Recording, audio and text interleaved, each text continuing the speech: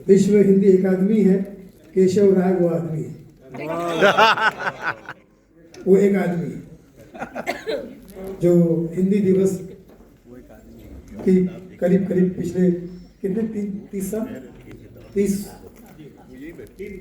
3 दशक से ये सेवा कर रहे हैं। हम सबको बुलाते हैं यहाँ पर, हम सब इनके प्यार में आ जाते हैं और ये इनका बड़कपन है कि यह हमेशा हिंदी भाषा को, हिंदी साहित्य को बहुत आगे बढ़ाने का काम कर रहे हैं। भगवान करे हिंदी का आशीर्वाद आप पर रहे और जब तक देश में, दुनिया में हिंदी रहे तब तक आप दुनिया में रहें।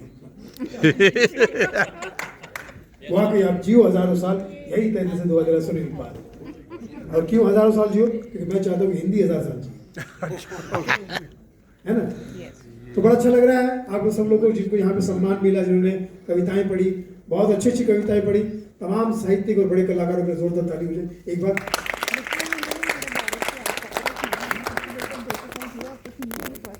नया साल शुरू हुआ है, मैंने केशव राय जी को नए साल की बधाई देने के लिए फोन किया था। बोले भाई मैं सितंबर में ही हैप्पी न्यू ईयर मना चुका हूँ। क्रिएटिव आदमी, पता नहीं क्या क्रिएट कर रहा। बोले मैं सितंबर में ही हैप्पी न्यू ईयर मना चुका हूँ। मैंने कहा कैसे? बोले कान का कच्चा था, ऑपरेशन से नया कान लगाया, पूरे मोहल्ले ने उसी वक्त मुझे मनाया हैप्पी न्यू ईयर। ये विश्व अकादमी है कि नहीं, है ना? और डॉक्टर से संपर्क में रहते ही है। अभी डॉक्टर से पूछा कि 2026 कैसे जाएगा, मेरी जान को कोई खतरा तो नहीं? बोले नहीं, ये पहला महीना जो है निकाल लो, उसके बाद फिर तुम्हें कोई प्रॉब्लम नहीं, 11 महीने फिर तुम्हारी प्राण कोई नहीं लेगा। बोले वो कैसे? बोले इस महीने का नाम है जानवरी, इसी में जान की भरी है, उसके बाद फिर जान भरी है। शब्दों में अपना खेल है। अब एक जमाने में हम सुनते थे कि मोदी जी चाय बनाते थे, तो इन्होंने परीक्षा लेने के लिए मोदी जी के पास चले गए, करते थे क्रिएटिव आदमी। मोदी जी को बोले आप चाय बना के दिखाइए, सचमुच चाय बना के दिखाइए। अब मोदी जी ने चाय बना के इन्हें पिलाई और पूछा कैसा लगा, कैसी लगी चाय? तो अभी साहित्यिक आदमी और समझदार आदमी ऐसा जवाब दे रहा है कि मन की बात भी इन तक पहुंच गई, क्योंकि उनको मन की बात समझ में आती कि मन की बात वहां तक पहुंच गई, सच भी बोल दिया इन्होंने, और चाय कैसी बनी थी ये बता दिया। मोदी जी ने पूछा कैसी लगी चाय, तो कहने लगे नोवेल्टी।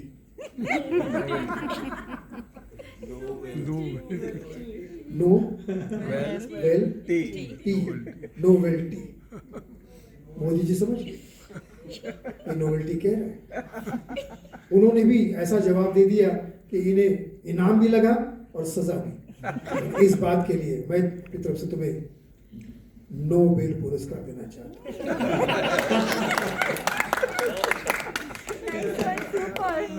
सुपर। इस शब्द का मामला। अभी द्रौपदी की बात चल रही थी।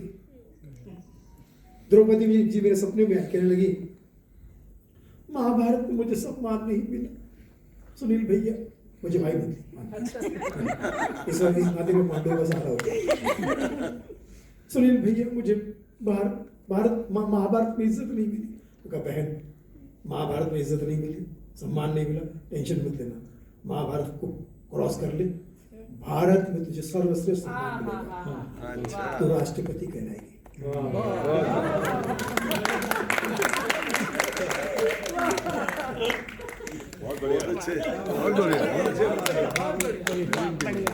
पांच पति से परेशान थी राष्ट्रपति।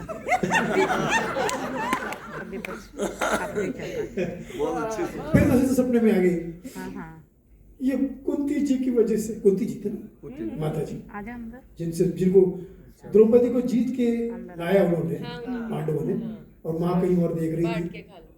हाँ यही हुआ। तो बोले माँ आपके लिए मैं कुछ लाया, हम लोग कुछ लाए हैं। तो माँ ने कहा बेटा जो भी लाया पांचों आपस में बांट लो, और बच्चों ने आपस में बांट ली। बोले कुंती जी की वजह से मुझे 5 पति स्वीकार करने पड़े। मैं कहा बहन अच्छा हुआ तो पांडवों को मिली। अगर करोड़ों को मिलती तो उनकी माँ अगर तेरे तब भी देख रही होती तो भी उसे कहने का हक था कि आपस में बांट लो। महाभारत, इसमें महाभारत आया था, आपने देखा होगा महाभारत टीवी पे आया था। और देखिए मैं महेंद्र कपूर साहब का बहुत बड़ा फैन हूँ। महेंद्र कपूर साहब के साथ मुझे मेरी खुशकिस्मती है कि मुझे विदेश में कार्यक्रम करने का मौका भी मिला, उनका एंकर भी था मैं, और कॉमेडी करने को पापा जी का आशीर्वाद मुझे मिला। क्या एक से बढ़कर एक गाने गाया। महेंद्र कपूर एकमात्र पार्श्व गायक है जिन्होंने भारत के लिए भी गाया और महाभारत के लिए। महाभारत। अब जब कोरोना टाइम में लॉकडाउन में ये सीरियल आता था तो मैं घर पे सारे काम करने पड़ते थे, सारे काम में घर करके, क्योंकि मेरी पत्नी आइडिया से काम कराती थी। खाना बनाओ तो तुम्हें लोग कहेंगे परिपक्व कलाकार, बर्तन मांजो तो तुम्हें लोग कहेंगे मझावा कलाकार। आइडिया से मुझे काम करवाते थे तो कर लेते थे। और ये प्रोग्राम चल रहा है तो मुझे जब मैं कर रहा था, घर के सारे काम कर रहा था, निपट रहा था, तब मुझे शादी के टाइम पे 7 फेरे और 7 वचन याद आए और पापा जी का गाना पीछे बजना शुरू हो गया। मैं बर्तन मांजा, पीछे महाभारत का पापा जी का गाना, वो चढ़ दिया सोचा नहीं।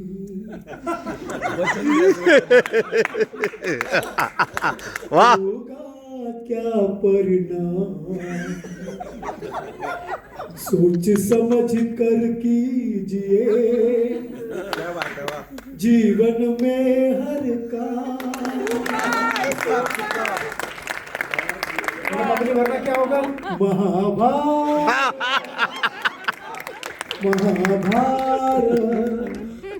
फैंटास्टिक। हाँ, सुपर। हमारे जो देश के पुलिस वाले हैं मैं उनको बहुत सम्मान करता हूँ। पुलिस वाले ऑन ड्यूटी 24 घंटे ड्यूटी पे रहते हैं। 24 घंटे ऑन ड्यूटी, 24 घंटे रहना पड़ता है उनको। दिन भर बंदोबस्त में लगे रहते हैं पुलिस वाले, दिन भर बंदोबस्त में लगे रहते हैं। और जैसे ही शाम को उनका बंदोबस्त हो जाता है बंदोबस्त तो आज का बंदोबस्त हो गया, कर देते हैं। तो हमारे पुलिस वाले जो 24 घंटे बंदोबस्त में लगे रहते हैं। पुलिस वाले के बारे में मैं इसलिए कह सकता हूँ क्योंकि मैं खुद भी पुलिस वाला हूँ, एसपी सुनील कुमार। एक बाप अपने 3 बेटों से मुझे मिला रहा है। ये मेरा पहला सगा बेटा डॉक्टर है, ये दूसरा सगा बेटा वकील है और ये तीसरा बेटा पुलिस है। मैंने कहा अंकल तुम रिवर्स करो। पहला सगा बेटा डॉक्टर, दूसरा सगा बेटा वकील। पुलिस के समय, पुलिस बेटे के समय आपने सगा शब्द का इस्तेमाल क्यों नहीं किया? बाप विषय के आदमी का था। बोले बेटा ये जो पुलिस वाले हैं ये बाप के भी सगे हैं। तो क्या करें? कर्तव्य क्या है? ये बाप के भी सगे नहीं। जब कर्तव्य आएगा तो ये बाप को, माँ को, सबको भूल जाते हैं। कर्तव्य को याद रखिए। बहुत बड़ी बात। मैंने कहा अंकल आपको कैसे पता? मैं खुद पुलिस वाला हूँ। मैंने कहा इसको कहते हैं वर्दी फादर वर्दी सन। वर्दी फादर वर्दी सन, जिसको समझ में नहीं है उसको समझा देना। मेरे कुछ पंच अगर कल भी समझ में आए तो कल हंस लेना, मुझे बिल्कुल बुरा नहीं लगेगा क्योंकि युग ही कलयुग है। युग ही कलयुग। अभी मैं इनके घर पे गया तो इनका जवान बेटा खड़े खड़े खाना खा रहा है। केशव जी का जवान बेटा खड़े खड़े खाना खा रहा है। मैं कहा खड़े खड़े खाना क्यों खा रहे? भारतीय सभ्यता, तुम्हारे पिताजी भारतीय सभ्यता का प्रचार और प्रसार करते हैं और तुम बैठ के खड़े खड़े खाना खा रहे हो? बैठ के खाओ, बैठ के खाना चाहिए। बोले मैं आपकी सुनी अपने बाप की सुनी? आप कहते हो खड़े खड़े खाना नहीं खाना चाहिए और मेरा बाप कहता है कि जवान बेटे को घर पे बैठ के नहीं खाना। और इतना हाजिर जवाब है। जब छोटा था 3री कक्षा में तो मैंने कहा बेटा कौन सी कक्षा में हो? तो मेरे मुंह पे बोला अंकल आपका और मेरा क्लास एक ही है। क्या? 3rd class. ये जो बच्चे हैं हाईलाइट बच्चे जो है बड़े कमाल के तुरंत जवाब दे देते हैं, तुरंत। उनको देखना नहीं पड़ता। अब जैसे मिसाल के तौर पे मुझे कुछ गाने याद आ रहे हैं, अभी इन दिनों को कुछ गाने याद आ रहे हैं मुझे, आपने भी देखा होगा। जब केशव जी की शादी होने वाली थी तो मुझसे कहने लगे कि मेरी शादी हो रही है, मैं लड़की देखने जा रहा हूँ, तो ऐसा क्या करूँ कि लड़की इम्प्रेस हो जाए। तो मैंने कहा किशोर कुमार के गाने सुनाओ। लड़कियों को किशोर कुमार के गाने बड़े पसंद हैं। लड़कियां किशोर कुमार का गाना सुनती शादी के लिए हाँ कर देती। बोले तुझे कैसे पता? मैंने कहा किशोर कुमार की खुद की 4 शादियां हो चुकी हैं, और वो भी तब जब पूरी इंडस्ट्री की लड़कियां उन्हें किशोर दा कहती थी। बोले कौन सा गाना गाऊं? तो मैंने को 2 लाइनें सिखा दी हमने, ये गाना सुना होगा शायद। चांदनी रात में अखबार तुम्हें देखा है। कितनी अच्छी लाइन। चांदनी रात में एक बार तुम्हें देखा है, बंदा गया लड़की को देख के उल्टा खा गया। चांदनी बार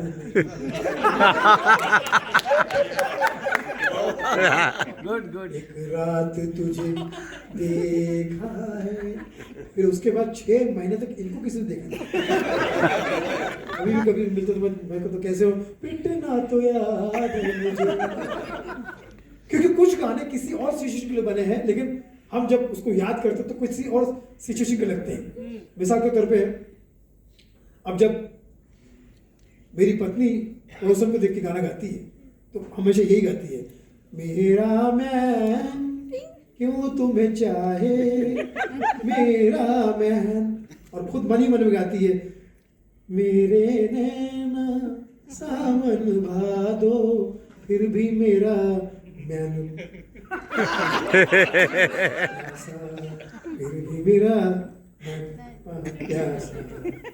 एक गाना तो ऐसा लगता है पड़ोसी जो है पड़ोसी को डरा रहा है। गाना इतना प्यारा था, वो आपके कमरे में कोई रहता है, इतना रोमांटिक है, देखो डरा रहा है पड़ोसी को। भाभी जी आपके कमरे में कोई रहता है, वो मैं नहीं कहता, ज़माना कहता है। आपके कमरे में कोई इतना सुंदर था कि पड़ोसन पीछे घर में घबराती फिर रही है, और एक रोमांटिक गाना उसके मुंह से कितना डरावना लग रहा है। जरा सी याद होती है तो दिल सोचता है, कहीं ये वो तो नहीं, कहीं ये वो तो नहीं, कहीं ये वो तो नहीं। वाह भाई ये जो सोशल मीडिया की अभी बातें चल रही थी, आप ओपन माइक की बात करते हैं, सारे गाने 1960 में रफी साहब गा चुके सोशल मीडिया के। अभी yahoo.com का गाना रफी साहब गा चुके। फेसबुक के लिए एफबी ना जाओ छोड़ के ये दिल भी भरा, अब ऑन मिलो सजना, ऑन मिलो ऑन। कौन है जो सपनों में आया, कौन है जो दिल में समाया, नोकिया। ये सारे गाने उस वक्त बन चुके हैं। सबसे पहले मेल आईडी क्या थी? सबसे पहली मेल आईडी थी मूछ, उसी से पता था कि ये मेल है। सबसे पहले ऑनलाइन क्या चीज हुई थी? Train online, railway line online हुई थी। तो कभी कभी तो मुझे ऐसा लगता है कि सारी चीजें पहले ही हो चुकी है, अब हमको हम रिपीट उसकी कल्पना करने की कोशिश करते कि ये शायद आज हुआ होगा। ऐसा नहीं भैया, तो पहले से हो चुका है। अब जैसे देखा मैंने, यूपी की फौजी हमारी घर में गाना गा रही है, भैया बिना घर सूना सूना, भैया बिना घर सूना। तो हिंदी साहित्य वाले हमारे केशव जी, ये भौजी वो गलत गा रही है, भैया बिना घर सुना नहीं, सैया बिना घर सुना है। करेक्ट कीजिए उसको। अरे आप अपने आप को करेक्ट रखिए, हम तो बात करें। हमारा जो सैया है ना, उसका नाम भैया है, भैया लाल यादव। भैया बिना घर सुना, हाँ समझे? सैया तो हमारे भैया का नाम है, अभी आता ही होगा। सैया आया क्या? क्योंकि हमारे नाम पर अजीब वगैरह नाम होते। कुछ नाम तो मैंने सुने ऐसे कि वो सुनने में हंसी आ जाती है, सुन के नाम में हंसी आती है। एक मेरा दोस्त है 20 साल से जेल में, उसका नाम है आजाद। आजाद नाम है, 20 साल से जेल में था, परसों छूट के आया, शादी कर ली, फिर गुलाम हो गया। तुझे गुलाम नबी आजाद की हालत कर जाओ। एक ऑफिस में 2 ही लोग बैठे हैं, एक बॉस और दूसरा प्यून। बॉस का नाम सेवक राम और प्यून का नाम साहिब लाल। एक मेरा दोस्त है, हफ्ते में एक ही बार नहाता है, एक ही बार हफ्ते में नहाता है, नाम है शावर अली। एक मेरा दोस्त है पूरा बर्बाद हो गया, नाम है विकास। मैंने जो विकास है तो गांव में जा, गांव में विकास की जरूरत है, तो कहता नहीं वहां मेरी छोटी बहन रहती प्रगति। एक लड़की से मैंने नाम पूछा, नाम क्या है? बोली आंचल, घर तक लेके गई। बाद में पता चला उसका नाम आंचल था। नाम पे एक परेशान आदमी का, कैसे हो? बहुत परेशान हूँ, माँ बीमार है, बाप पागल हो गया, भाई जेल में है, नौकरी छूट गई, बच्चे हुए नहीं, नाम क्या है? लकी। Oh my God. मेरा एक दोस्त है रियाज, अब रियाज के बारे में बता देता हूँ। रियाज दुबला पतला आदमी, अदनान साहब के पास काम करता था। एक दिन मुझे फोन करके बोलता, सुनील भाई मुझे बचा लो, आज मैं जान से हाथ धो बैठूंगा। बोले क्यों? अदनान भाई किसी को फोन पे कह रहे थे कि मैं बहुत दिन से रियाज पे नहीं बैठा, आगे पूरा दिन रियाज पे बैठा।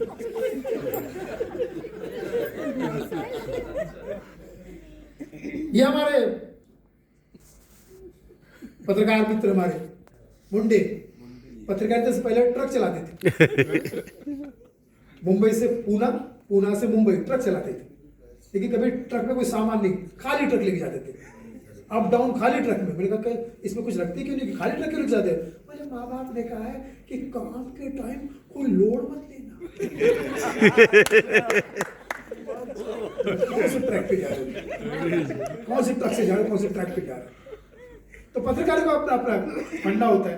पत्रकारों के लिए, अखबार वालों के लिए गाना भी रफी साहब ने गा दिया है। और भाई पत्रकारों का क्या क्या होता है? न्यूज को फ्लैश करना। तो उसका कि पर्दा है, पर्दा है, पर्दा है, पर्दे के पीछे पर्दा नशी है, मतलब खबर राज। पर्दा नशी को बे पर्दा न कर दूं तो अखबार मेरा, अखबार मेरा नाम नहीं है। इतनी कंजूसी से ताली बजा रहे हो लोग। या तो इसका फोन है, इसका फोन है, हाँ? पर्दे के पीछे बस एक लास्ट एक दो जोक सुना देता हूँ। मुझे पता है कि आप लोग काफी देर से सुन रहे हैं और सिर्फ सुने ही जा रहे हैं, या तो आप अच्छे दर्शक हैं, श्रोता है, या शादीशुदा है। सुनने वाला आदमी लास्ट एक जोक सुना देता हूँ। कोई घंटी बज गई, सबको सम्मान देना है, तो फिर ठीक है, दे दो।